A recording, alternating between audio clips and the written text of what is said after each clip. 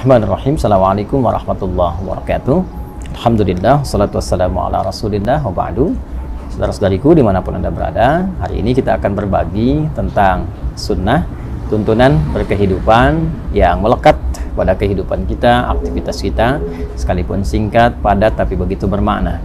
Sunnah ini didapati dalam salah satu hadis Nabi SAW yang diriwayatkan oleh sahabat Abu Hurairah radhiyallahu taala anhu. Qala Rasulullah sallallahu alaihi wasallam, al-fitratu khamsun atau khamsatun minal fitrah.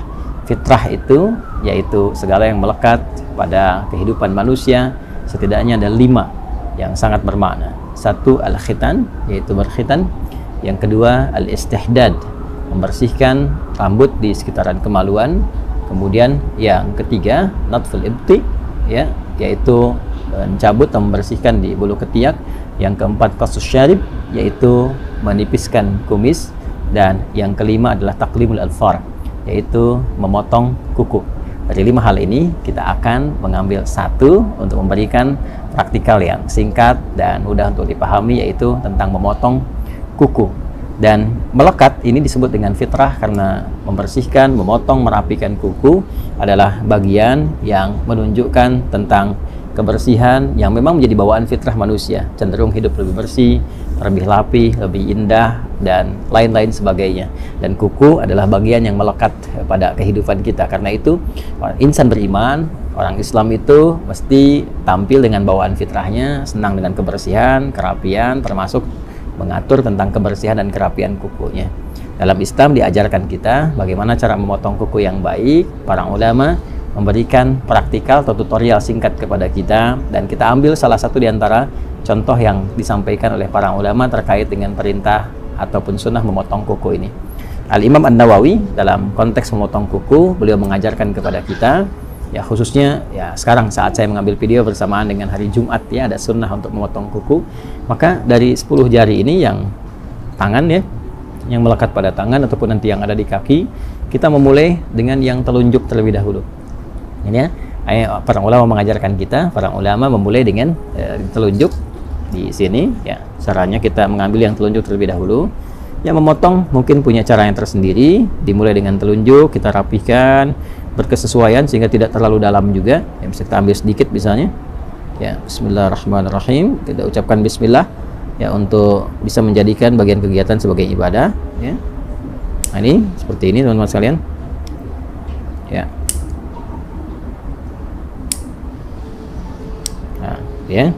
Nah, ini sengaja saya tadahi menggunakan tisu ini, ya, agar juga bagian dari potongan kuku tidak kemana-mana, dan nanti ada hikmahnya. Ada hikmahnya, ya. Saya jelaskan dulu secara keseluruhan, nanti hikmahnya di akhir saya tutupkan.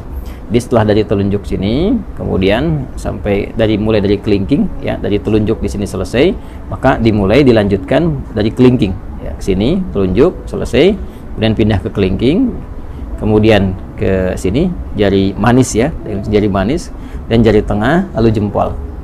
Ya, mulai dari sini telunjuk, berpindah memulai dari kelingking, jadi dari telunjuk ke kelingking, kedua kelingking, dan jari manis, jari tengah, kemudian jempol. Jelas, ya? Lalu berpindah kemudian ke sini bagian kirinya, dimulai dari kelingking, kemudian jari manis, jari tengah, telunjuk ke jempol. Jadi urutannya di sini telunjuk, kelingking, jari manis, jari tengah, jempol, kemudian pindah kelingking, jari manis, jari tengah, telunjuk, kemudian jempol.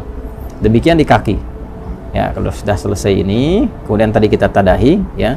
Ini saya contohkan tadi satu yang telunjuk karena di hari Jumat saya sudah mendahulukan memotong keseluruhannya. Jadi saya urutkan saja tadi seperti tadi saya sampaikan. Jadi telunjuknya sudah, kelingking sudah sampai ke jempol, kemudian dari sini kelingking sampai ke jempol, selesai kita tadahi.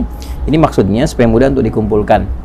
Ini tinggal dilipat, ya, seperti ini misalnya, dan dilipat. Nah, ada lagi asar itu jejak yang bisa kita dapati dari contoh-contoh ulama yang bersambung pada sikap-sikap mulia, ya, biasanya nanti sampai ke sahabat atau sampai juga kepada Nabi Shallallahu Alaihi Wasallam. Nah, dari kalangan sahabat ada yang membiasakan seperti Ibnu Umar, ya, atau hadis-hadis, riwayat-riwayat yang disampaikan oleh Imam Sufyan Ats-Tsauri misalnya, ya, memberikan kesan kepada kita bahwa setelah selesai potong kuku ini akan lebih baik kalau bekasnya bisa dikuburkan. Ya, walaupun bukan kewajiban, tapi dianjurkan untuk dikuburkan seperti rambut ya ataupun kuku dengan dua tujuan. Tujuan yang pertama adalah menghormati di bagian dari tubuh kita yang telah Allah ciptakan sehingga bisa menjaga kemuliaannya.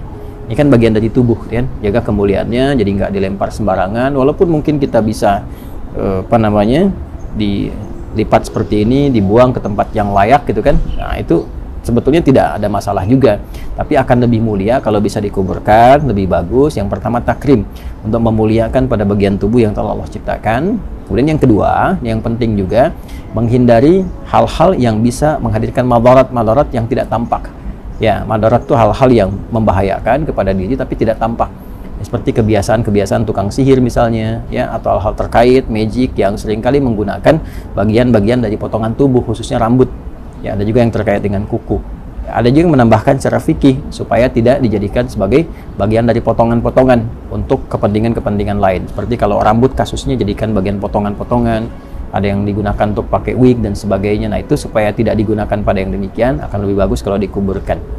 Nah, itu secara singkatnya, potong kuku, bagian dari fitrah. Hikmah fitrah itu menjaga kebersihan, tampil lebih rapi dan indah, dan dimulai dengan susunan yang tadi telah disampaikan, diakhiri dengan alhamdulillah, niatkan sebagai ibadah, dan mudah-mudahan selain tampil indah, elok, rapi, juga berpahala di sisi Allah Subhanahu wa Ta'ala.